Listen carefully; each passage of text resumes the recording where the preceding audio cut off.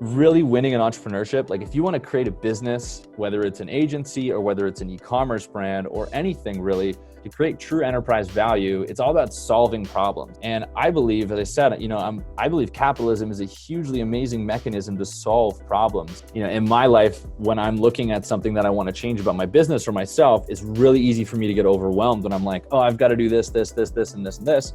When really all you've got to do is, take one step.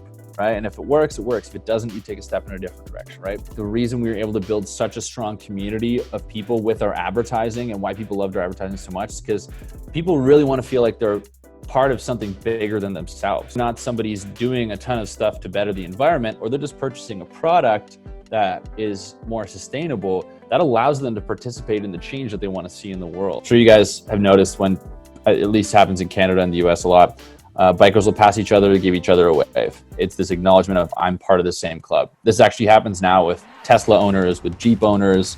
There's all sorts of these little, what it essentially represents is that there's existing intimacy between two people. And I think a common mistake is thinking that when you're building a brand, that you need to create your own secret handshakes and you need to create your own stickiness, right?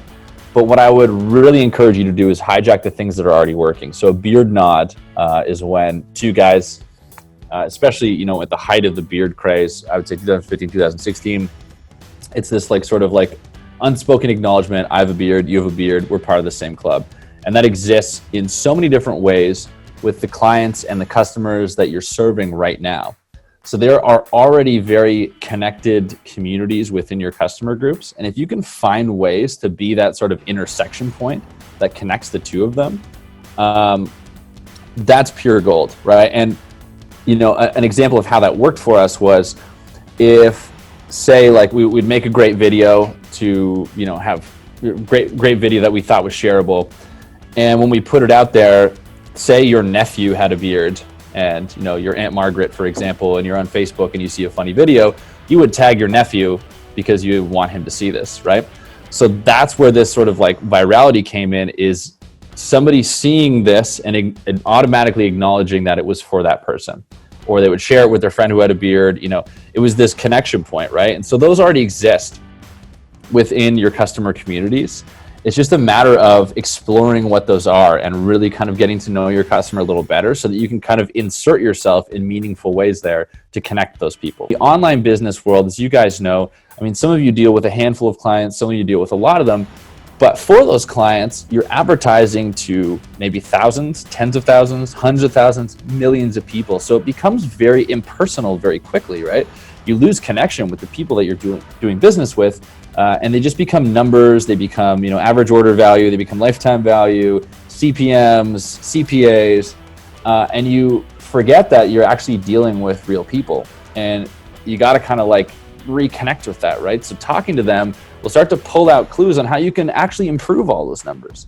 So when you stop looking at people as numbers, you're able to improve those numbers. I think having a really clear vision has been one of the most important things in a lot of the businesses that I've worked with, including our own, and what carried us to the next level. It's the compass for your brand.